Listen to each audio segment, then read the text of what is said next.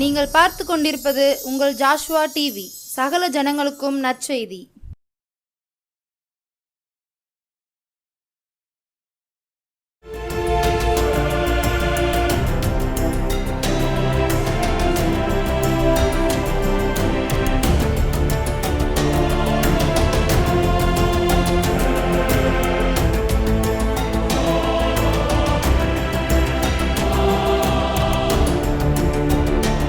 கிறிஸ்துவுக்குள் அன்பானவர்களே, ஆண்டவர் இரட்சகருமாகிய இயேசு கிறிஸ்துவின் ஈடு இணையற்ற நாமத்தினாலே உங்களை யாவரையும் அன்போடு நான் வாழ்த்தி வரவேற்கிறேன்.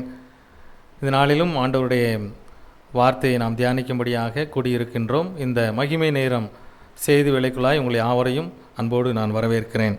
சிந்திக்கும்படியாக தெரிந்து கொண்ட வார்த்தையானது மத்தேயு எழுதின சுவிசேஷம் 8ஆம் அதிகாரம் 3ஆம் வசனம். இயேசு தமது கையை நீட்டி அவனை தொட்டு, எனக்கு சித்தமுண்டு, சுத்தமாகு என்றார். தலைகளை தாழ்த்தி தேவாதி தேவனை நோக்கி பார்ப்போம். எங்களை அதிகமாக நேசிக்கிற நல்ல பரமத்தகப்பனே, இந்த மகிமையான வேலைக்காக உமக்கு நன்றி செலுத்துகிறோம். இந்த நாளிலும் உடைய வார்த்தை என்கிற மன்னாவினால் நீர் எங்களை போஷித்து வழி நடத்தும்படியாய் ஜெபிக்கிறோம். ஆண்டவரே, நன்மையும் கிருபையும் எங்களை தொடரும்படியாய் ஆண்டவரை நீங்கள் இறங்கும்படியாய் ஜெபிக்கிறோம். அப்பா, செய்தி நேரம் முழுவதுமாய் நீங்கள் பொறுப்படுத்திக் கொள்ளுங்க. எங்களுடைய சிந்தனைகளும் செயல்களையும் ஒருமுகப்படுத்துங்க. தாழ்த்தி அர்ப்பணிக்கிறோம். மீட்பரட்சகருமாகிய இயேசு கிறிஸ்துவின் ஜெபம் கேளும் ஜீவனுள்ள நல்ல பிதாவே, ஆமேன். அன்பானவர்களே, மீண்டுமாய் உங்களை அன்போடு நான் வாழ்த்துகிறேன். ஜாஸ்வா டிவி நேயர்கள் யாவரையும் ஆண்டவராய் இயேசு கிறிஸ்து இந்த நாளிலே அபரிதமாய் ஆசீர்வதித்து நன்மையாக நிரப்புவாராக. நாம் சிந்திக்கும்படியான தலைப்பானது, இங்கே ஒரு மனிதனை குறித்து நாம் பார்க்கிறோம். தேவனுடைய சமூகத்திலே வருகின்ற ஒவ்வொருவரையும் அவர் புறம்பே தள்ளுவதில்லை. ஒவ்வொருவருக்கும் அவர் பதில் கொடுக்கிறவராய் இருக்கிறார் என்பதை நாம் தியானிக்க இருக்கிறோம். இங்கே ஒரு மனுஷன் குஷ்டரோகம் என்கிற வியாதியினால் அவன் கஷ்டப்பட்டு கொண்டிருக்கிறான். இந்த மத்தேயு 8ஆம் அதிகாரத்திலே பார்த்தோம் என்று சொன்னால் அவனை குறித்து முழுவதுமாய் கொடுக்கப்பட்டிருக்கிறது. நாளிலே வீட்டிலே ஒருவருக்கு சரீர பலவீனம் ஏற்பட்டது என்று சொன்னால் எல்லாரையும் அது பாதிக்கின்றது. ஒரு மனிதனுக்கு இருக்கின்ற பலவீனம் அந்த குடும்பத்தையே அது பாதிக்கின்றது.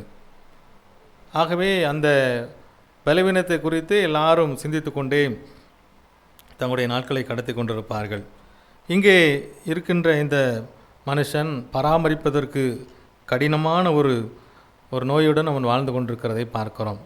அந்த நாட்களிலே அப்படிப்பட்ட மனிதர்களை ஊருக்கு புறம்பாக வைத்து விடுவார்கள். யாரும் அவர்களை சந்திக்க முடியாது.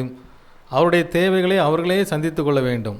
பாருங்கள், ஒரு சின்ன தலைவலி காய்ச்சல் வந்து விட்டது என்று சொன்னால் யாராவது நமக்கு உதவி செய்ய மாட்டார்களா என்று சொல்லி இந்த நாட்களிலே நாம் நாடிக்கொண்டிருக்கிறது, தேடிக்கொண்டே இருக்கின்றோம். ஆனால் இந்த கொடிய வியாதி வந்த மனுஷர்கள் எதுவுமே அவர்களால் செய்ய முடியாது. அப்படிப்பட்ட மனிதர்கள் ஊருக்கு புறம்பாக வைக்கப்பட்டு விடுவார்கள். எந்த உதவியற்றவர்களாக அவர்கள் மிகவும் வேதனைக்குள்ளான ஒரு வாழ்க்கையிலே வாழ்ந்து கொண்டிருப்பார்கள். ஆனால் இங்கே அப்படிப்பட்ட ஒரு மனுஷன் அங்கே அவன் ஆண்டவருடைய சமூகத்திலே அவன் தேவனை அவன் எப்படி அவன் அறிந்து கொண்டான் என்று சொல்லி நாம் தியானிக்க இருக்கின்றோம். முதலாவதாக அவன் இயேசுவிடம் அங்கே வந்து அவன் மத்தேயு 8ஆம் அதிகாரம் 2ஆம் வசனம் முன்பகுதியிலே இயேசு வல்லமையுள்ளவர் என்பதை அறிந்து அவரை பணிந்து கொண்டானாம். ஆண்டவருக்கு வல்லமை இருக்கிறது என்பதை அவன் முதலாவது அறிந்து கொண்டான். இன்றைய நாட்களிலே அநேக நேரம் நமக்கு வருகின்ற சூழ்நிலைகளிலே நாம் சகாயத்தை யாரிடம் தேடுகின்றோம்? எந்த மனிதரிடத்திலே செல்லலாம்? அல்லது இதற்கு நாம் எதை செய்ய வேண்டும் என்று சொல்லி நாம் உலக பிரகாரமாய் ஓடிக்கொண்டே இருக்கின்றோம். ஆனால் ஆண்டவராய் இயேசு கிறிஸ்துவிடத்திலே எல்லாவற்றிற்கும் பதில் இருக்கிறது. எல்லாவற்றிற்குமான ஒரு விடுதலை நம்முடைய ஆண்டவருடைய கரத்தில் இருக்கிறது என்பதை ஒரு சில நேரங்களிலே நாம் அறியாமல் போய்விடுகின்றோம். இங்கே பாருங்கள், இந்த மனுஷன் அவன் ஆண்டவருக்கு வல்லமை உண்டு என்று சொல்லி அவரை அறிந்து அவரை பணிந்து கொண்டானாம்.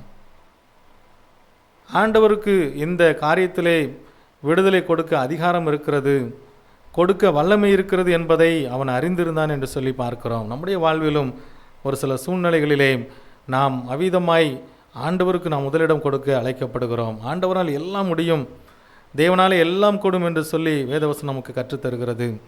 ஆகவே எல்லா காரியத்திலும் ஆண்டவரை நாம் யாரென்று அறிந்து அவரால் கூடும் என்று சொல்லி நம்முடைய விண்ணப்பத்தை ஆண்டவருடைய சமூகத்தில் வைக்கின்ற பொழுது ஆண்டவர் நமக்கு பெரிய விடுதலை தர வல்லமையுள்ளவராக இருக்கிறார். எப்படிப்பட்ட சூழ்நிலையாக இருந்தாலும் பரவாயில்ல, அதில் நம்மை விடுவிக்க வல்லமையுள்ள தேவன் அவர் நம்மோடு இருக்கிறார். காற்றையும் கடலையும் அதட்டினவர், அண்ட சராசரங்களையும் தன்னுடைய வார்த்தையினாலே உருவாக்கினவர், நம்முடைய வாழ்வின் நிலைகள் எல்லாவற்றையும் அறிந்தவர். ஆகவே முதலாவதாக நாம் ஆண்டவர் யார் என்பதை அறிந்து ஆண்டவருடைய சமூகத்திலே நம்மை பணிந்து கொள்ள அழைக்கப்படுகிறோம். ஒருவேளை நம்மிடத்திலே காணப்படுகின்ற குறைகள் குற்றங்கள் எதுவாக இருந்தாலும் நம்முடைய வாழ்வின் நன்மைக்கு தடையாக இருக்கின்ற காரியங்களை ஆண்டவரிடத்திலே அறிக்கை செய்தவர்களாக அவருடைய பாதத்திலே பணிந்து நாம் அவரை தொழுது கொள்கின்ற பொழுது, நம்மை அர்ப்பணிக்கின்ற பொழுது அங்கே ஆண்டவர் அவர் கிரியை செய்ய வல்லமுள்ளவராக இருக்கிறார். எப்படிப்பட்ட சூழ்நிலையாக இருந்தாலும் பரவாயில்ல, அதை மாற்ற வல்லமுள்ள தேவனாக இருக்கிறார். இந்த நாளிலே அவிதமாய் இவன் அறிந்து கொண்டது போல நாம் ஆண்டவரை அறிந்து கொண்டு அவருடைய சமூகத்திலே காத்திருக்கிறவர்களாய் இருக்கின்ற பொழுது நிச்சயமாய் ஆண்டவர் நம்முடைய வாழ்விலே அவர் விடுதலை தர வல்லமுள்ளவராக இருக்கிறார். இரண்டாவதான காரியம், இந்த மனுஷன் என்ன செய்தான் என்று சொன்னால், 2ஆம் வசனத்தின் பின்பகுதியிலே அவர் சுத்தமாக்க வல்லமுள்ளவர் என்பதை விசுவாசித்தான் என்று சொல்லி பார்க்கிறோம். ஆண்டவரால் எல்லாம் முடியும் என்பதை அவன் அறிந்து விசுவாசித்தான். அநேக நேரங்களிலே நாம் நம்முடைய சூழ்நிலைகளிலே ஆண்டவரை விசுவாசிக்கின்றோமா? இது ஆண்டவராலே முடியும் என்று சொல்லி நாம் அவரை சார்ந்து வாழ்கிறவர்களாக விசுவாச வாழ்க்கையிலே கடந்து செல்ல நாம் நம்மை அர்ப்பணித்திருக்கிறோமா? இந்த நாளிலே ஆண்டவருடைய சமூகத்திலே நாம் அவருடைய பாதத்திலே காத்திருக்கிறவர்களாக மாத்திரமல்ல, அவர் மீது நம்பிக்கை வைத்தவர்களாக விசுவாசம் உள்ளவர்களாய் நாம் வாழ்கின்ற பொழுது நிச்சயமாய் ஆண்டு நம்முடைய வாழ்விலே விடுதலை தர வல்லமையுள்ளவராய் இருக்கிறார். விசுவாசம் இல்லாமல் நாம் தேவனுக்கு பிரியமாய் இருப்பது அது கூடாத காரியம் என்று சொல்லி வேதம் நமக்கு கற்றுத்தருகின்றது. ஆண்டவர் மீது அளவில்லாத விசுவாசத்தை இந்த மனுஷன் வைத்திருந்தான் என்று சொல்லி பார்க்கிறோம். அந்த நோயிலிருந்து விடுவிக்க அவர் வல்லமையுள்ளவர், அவர் சர்வ வல்லமையுள்ளவர் என்பதை அவன் அறிந்து அவன் விசுவாசிக்கிறதை பார்க்கிறோம். அங்கே ஆண்டவர் சொல்கின்றார், உன் பாவங்களை அறிக்கை செய்வாக என்று சொல்லி அவன் அங்கே பாவங்களை அவன் ஆண்டவருடைய சமூகத்திலே அறிக்கை செய்ய அவன் தன்னை அர்ப்பணிக்கின்றான். ஆண்டவருடைய சமூகத்திலே தன்னுடைய பாவங்கள் எல்லாவற்றையும் அவன் அறிக்கை செய்து அவர் மீது முழுவதுமாய் அவன் விசுவாசத்தை வைத்திருந்தபடியினால் அங்கே அற்புதத்தை அவன் பெற்றுக்கொள்ள முடிந்தது என்று சொல்லி பார்க்கிறோம். நீங்களும் நானும் இந்த நாளில் எவ்விதமாய் செயல்பட்டு கொண்டிருக்கிறோம்? ஆண்டவர் மீது விசுவாசம் வைத்து நம்முடைய பாவங்கள் எல்லாவற்றிலும் நாம் விடுவிக்கப்பட்டவர்களாக தேவன் நம்முடைய வாழ்விலை கிரியை செய்ய நம்மை அர்ப்பணித்திருக்கின்றோமா? ஆண்டவர் நம்முடைய வாழ்விலை எல்லாம் செய்வதற்கு நம்முடைய பாவங்கள் ஒருவேளை தடையாக இருக்கும் என்று சொன்னால் அதை அறிக்கையிட்டவர்களாக தேவன் மீது நாம் விசுவாசம் உள்ளவர்களாய் வாழ்கின்ற பொழுது நிச்சயமாய் நாம் விடுதலையை, நன்மைகளை, ஆசீர்வாதங்களை சுதந்திரித்து பெற்றுக்கொள்ள முடியும். மூன்றாவதான ஒரு காரியம், இந்த மனுஷன் என்ன செய்தான் என்று சொல்லி பார்த்தோம் என்றால் 8ஆம் அதிகாரம் 3ஆம் வசனத்திலே ஆண்டவருடைய சித்தத்தை அவன் நாடுகிறதை பார்க்கிறோம். அவன் ஆண்டவருடைய சமூகத்திலே உமக்கு சித்தமானால் என்னை சுத்தமாக்க உம்மால் ஆகும் என்று சொல்கிறான். அப்போ ஆண்டவருடைய சித்தத்திற்காய் அவன் காத்திருக்கிறதை இங்கே நாம் பார்க்கிறோம். அநேக வேளையிலே நாம் ஆண்டவரிடத்தில் அநேக காரியங்களுக்காய் விண்ணப்பம் செய்கிறோம். இந்த காரியத்தை எனக்கு எப்படியாவது நீங்கள் செய்யுங்க என்று சொல்லி ஆண்டவருடைய சமூகத்தில் நாம் கேட்கின்றோம். ஆனால் ஒருவேளை அந்த காரியம் தடைப்பட்டது என்று சொன்னால், அல்லது அந்த காரியம் நடைபெறவில்லை என்று சொன்னால் உடனடியே நாம் சலித்து கொள்கின்றோம். ஆண்டவரே, ஏன் இப்படி என்னுடைய வாழ்விலை நடைபெற்றது என்று சொல்லி, எதற்காக இந்த காரியம் எனக்கு தடைப்பட்டது என்று சொல்லி நாம் சலித்து கொள்கிறோம். இங்கே இந்த மனுஷன் அவிதமாய் அவன் சலித்து கொள்ளவில்லை, ஆண்டவருடைய சித்தத்திற்காய் அவன் காத்திருந்தான் என்று சொல்லி பார்க்கிறோம். நாம் ஆண்டவருடைய அந்த சித்தத்திற்காய் காத்திருக்கின்ற பொழுது ஒருவேளை ஆண்டவருடைய எண்ணம், ஆண்டவருடைய வழிகள் அது வேறு விதமாக இருக்கின்றது. உன்னுடைய வழிகள் என்னுடைய வழிகள் அல்லவென்று சொல்லுகிறார். உன்னுடைய நினைவுகள் என்னுடைய நினைவுகள் அல்லவென்று சொல்லுகிறார். அது மிகவும் தூரமாக இருக்கின்றது. ஆண்டவருடைய சித்தத்திற்கு நம்மை அர்ப்பணிக்கின்ற பொழுது அவருடைய பார்வை அது தூர தரிசனமாக இருக்கின்றது. ஒருவேளை எது நமக்கு தேவை என்பதை ஆண்டவர் அறிந்து நமக்கு கொடுக்க வல்லமையுள்ளவராக இருக்கிறார். இந்த காரியம் இந்த தேவையானது என்னுடைய பிள்ளைக்கு தேவை இல்லை என்பதை ஒருவேளை ஆண்டவர் உணர்ந்தார் என்று சொன்னால் அதை ஆண்டவர் செய்வதில்லை. ஒருவேளை இந்த காரியம் என்னுடைய பிள்ளையை பாதிக்கும் என்று சொன்னால் அந்த காரியத்தை ஆண்டவர் அனுமதிப்பதில்லை. ஆனால் நாம் நினைக்கிறோம், என்னுடைய விருப்பத்தை, என்னுடைய சித்தத்தை ஆண்டவர் ஏன் நிறைவேற்றவில்லை என்று சொல்லி. ஆண்டவர் எல்லாவற்றையும் அறிந்தவராய் இருக்கிறார். அவர் நம்முடைய வாழ்விலே எது நமக்கு தர வேண்டும் என்பதை அவர் தீர்மானம் பண்ணியிருக்கின்றார். இங்கே இந்த உலகப்புறமான மனிதர்கள் தன்னுடைய பிள்ளைகளுக்கு எதை கொடுக்க வேண்டும் என்று அறிந்திருக்கிறார்கள். பிள்ளைகள் எதை கேட்டாலும் வாங்கி கொடுப்பதில்லை பெற்றோர்கள். இந்த பிள்ளைக்கு இந்த வயசில் என்ன தேவை, இந்த சூழ்நிலையில் அவனுக்கு என்ன தேவை என்பதை அறிந்துதான் பெற்றோர்கள் பிள்ளைகளுக்கு வாங்கி கொடுக்கின்றார்கள். அதுபோல தான் நம்முடைய ஆண்டவர் அவருடைய சித்தத்தின்படியாய் நமக்கு கொடுக்க நாம் இடம் கொடுக்க வேண்டும். அநேக நேரத்தில் ஆண்டவருடைய சித்தத்திற்கு நாம் இடம் கொடுப்பதில்லை. இங்கே இந்த மனுஷன் ஆண்டவருடைய சித்தத்தை அவன் நாடுகிறான். உமக்கு சித்தமானால் என்று சொல்லி அவருடைய சித்தத்தை அவன் நாடுகிறதை பார்க்கிறோம். அப்பொழுது ஆண்டவர் அவனுக்கு இறங்குகிறதை நாம் பார்க்கிறோம். ஆண்டவர் சொல்கிறார், எனக்கு சித்தம் உண்டு, நீ சுத்தமாக என்று சொல்லி. கிறிஸ்துக்குள்ளான தேவ ஜனமே, ஆண்டவருடைய சமூகத்திலே நாம் இந்த மனுஷனைப் போல அவருடைய சித்தத்திற்கு நம்மை அர்ப்பணிக்க அழைக்கப்படுகிறோம்.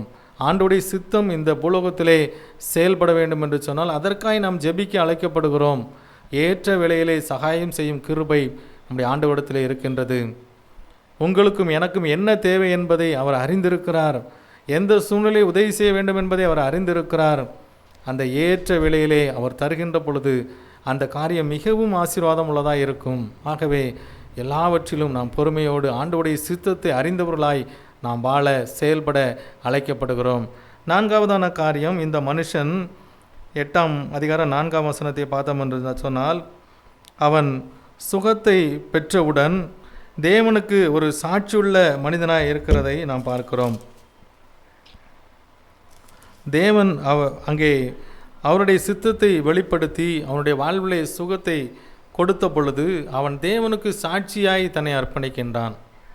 நாமும் நம்முடைய வாழ்விலே அநேக நேரங்களிலே ஆண்டவருக்கு நாம் சாட்சியாய் வாழ நம்மை அர்ப்பணிக்க மறந்து விடுகின்றோம். ஒருவேளை நாம் ஆண்டவரிடத்திலே கேட்ட நன்மைகளை பெறாமல் கூட இருக்கலாம், அது வராமல் கூட தடைப்பட்டு கொண்டே இருக்கலாம். ஆனால் நாம் ஆண்டவருடைய சித்தத்தையும் ஆண்டவருடைய அந்த பண்புகளையும் வெளிக்காட்ட சாட்சியாய் நிற்க நாம் அழைக்கப்படுகிறோம். கிறிஸ்து அவனிலே இருக்கிறார் என்பதை மற்றவர்கள் கண்டுகொள்ளும்படியாக நாம் ஒரு சாட்சியுள்ள வாழ்க்கை வாழ அழைக்கப்படுகிறோம். இந்த சமுதாய சூழ்நிலையிலே அநேக மனிதர்கள் சாட்சி இல்லாத ஒரு வாழ்க்கை வாழ்ந்து கொண்டிருக்கிறதை நாம் பார்க்கிறோம். நம்மை பார்க்கிறவர்கள் நம்மிடத்திலே ஆண்டவரை காணும்படியாக நாம் ஒரு சாட்சியுள்ள வாழ்க்கை வாழ அழைக்கப்படுகிறோம். நம்முடைய நடக்கையிலே, நம்முடைய சூழ்நிலைகளிலே, நம்முடைய வேலை ஸ்தலங்களிலே, நாம் செய்து கொண்டிருக்கிற இந்த உலக பிரகாரமான பணிகளிலே நாம் ஆண்டவரை சாட்சியாக காட்ட அழைக்கப்படுகிறோம். ஆண்டவர் அதை நம்மிடத்திலே எதிர்பார்க்கிறார். நம்முடைய சாட்சியுள்ள அந்த ஜீவியம் அநேகரை ஆண்டவர் அண்டைக்கு அதை அழைத்து செல்ல வல்லமுள்ளதாக இருக்கிறது. அநேக நேரங்களிலே நம்முடைய வாழ்க்கை அந்த உலக பிரகாரமான மனிதர்களைப் போல நாம் ஓடிக்கொண்டே இருக்கின்றோம். மற்றவர்களை பார்த்து இவர்களெல்லாம் இப்படி வாழ்ந்து கொண்டிருக்கிறார்கள், அவர்களை முன்மாதிரியாக வைத்து நாம் செயல்பட நாம் ஓடிக்கொண்டே இருக்கிறோம். அநேக மனிதர்கள் இன்றைய சமுதாயத்தில் வாலிபர்கள் பட்டணங்களிலே பார்த்தோம் என்று சொன்னால் தன்னுடைய வாழ்க்கையிலே பிறரை போல மற்ற மனிதர்களைப் போல வாழும்படியாக அவர்கள் ஓடிக்கொண்டிருக்கின்ற பொழுது வாழ்க்கை தோல்வியிலே முடிவடைகின்றது. ஒரு விரக்தியான சூழ்நிலைக்கு தள்ளப்படுகின்றார்கள். சாட்சி இல்லாத ஒரு வாழ்க்கையை வாழ்ந்து கொண்டிருக்கிறதை பார்க்கிறோம். அநேக பிள்ளைகள், வாலிபர்கள் பட்டணத்திலே அவர்கள் சாட்சி இல்லாத வாழ்க்கையை வாழ்ந்து கொண்டிருக்கிறார்கள். உலகத்தைப் போல உலகத்திற்கு ஒத்த வேஷம் தரித்த மனிதர்களாய் வாழ்ந்து கொண்டிருக்கிறார்கள். ஒரு மீனானது அது கடலிலே அது இருந்தாலும் அந்த மீனிலே உப்பு தன்மை இல்லாதபடியாய் அது நீந்தி கொண்டே இருக்கின்றது. அந்த கடலிலே நாம் மீனை சமைக்கின்ற பொழுது அதுக்கு உப்பு போட்டு தான் சமைக்கின்றோம். அந்த உப்பு நிறைந்த தண்ணியிலே வாழ்ந்து கொண்டிருக்கிற அந்த மீனின் மீது உப்பானது ஒட்டவில்லை, அந்த சத்து அது மீது படியவில்லை. அவ்விதமாய் இந்த நாட்களிலே நாம் ஒரு கரையற்றவர்களாக இந்த உலக பிரகாரமான வாழ்க்கையிலே ஒருவேளை நாம் பாவம் நிறைந்த உலகத்திலே வாழ்ந்து கொண்டிருக்கிறோம். எங்கு திரும்பினாலும் பாவம் செய்வதற்கு எளிதான வழிமுறைகள், சூழ்நிலைகள் காணப்பட்டு கொண்டிருக்கிற இந்த உலகத்திலே நாம் தேவனுக்கு சாட்சியாய் வாழ்ந்து கொண்டிருக்கிறோமா? ஆண்டவர் நம்மை பார்த்து கொண்டே இருக்கின்றார். எல்லா சூழ்நிலையிலும் தேவனுக்கு முன்பதாக நாம் அவருக்கு பிரியமான பிள்ளைகளாய் வாழும்படியாய் நாம் அழைக்கப்படுகிறோம். இந்த மனுஷன் தேவனுக்கு சாட்சியாய் இருந்தான் என்று சொல்லி வேத பகுதியிலே பார்க்கிறோம்.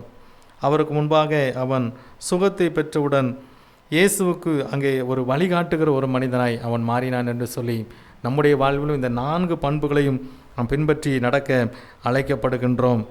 இயேசு அவனை தொட்டு சுகப்படுத்தினதின் காரணம் என்ன? முதலாவது அவன் தன்னைத்தான் அங்கே தாழ்த்தி தேவன் யார் என்பதை அறிந்து கொண்டான் என்று சொல்லி பார்க்கிறோம்.